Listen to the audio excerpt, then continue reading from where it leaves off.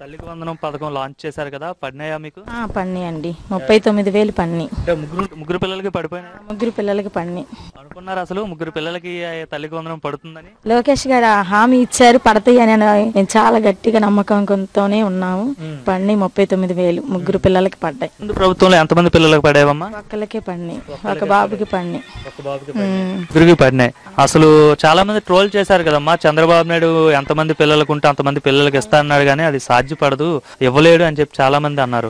మరి అప్పుడు మీరు ఎలా ఫీల్ అయ్యారు? ఏది వేస్తారని మేము నమ్మకంతోనే ఉన్నాము. లోకేష్ గారు ఇచ్చిన హామీ నెరవేరుస్తారని నమ్మకంతోనే ఉన్నాము. 39,000 మా ముగ్గురు పిల్లలకి పడినాయి. అంటే పిల్లలు ఏ ఇంట్లో కూడా పిల్లలు తల్లిదండ్రులకు భారం కాకూడదు, చదువుకు నిమిత్తమయ్యి దానికి ప్రభుత్వం అంటూ మా వంతు సాయం చేస్తామని చెప్పేసి అయితే ఈ పథకం తీసుకొచ్చి ఎంతమంది పిల్లలు ఉంటే అంతమందికి ఇస్తున్నారు. ఒక పేదవాళ్ళకి ఈ పథకం ఏ విధంగా ఉపయోగపడుతుందంటే ఏం చెప్తారు? పేదవారికి చాలా ఇప్పుడు చదువుకోవడం, మేము చదువుకున్నామండి, మా చదువులు మధ్యలోనే ఆగిపోయాయి. ఇప్పుడు ఈ అమౌంట్ వల్ల పిల్లల్ని చదివించుకోవడానికి మాలో అనేది ప్రోత్సాహం అనేది ఇంకా ఆసక్తిగా ఉంది. పిల్లల్ని చదివించాలి. 39,000 వచ్చినాయి. దాని వల్ల కూడా మేము పిల్లలకి ఏమన్నా ఇంకా ఆర్థికంగా ఇంట్లో ఇబ్బందులు అనేవి లేకుండా ఉండటానికి ఉపయోగపడుతున్నాయి. చాలా సంతోషంగా ఉంది.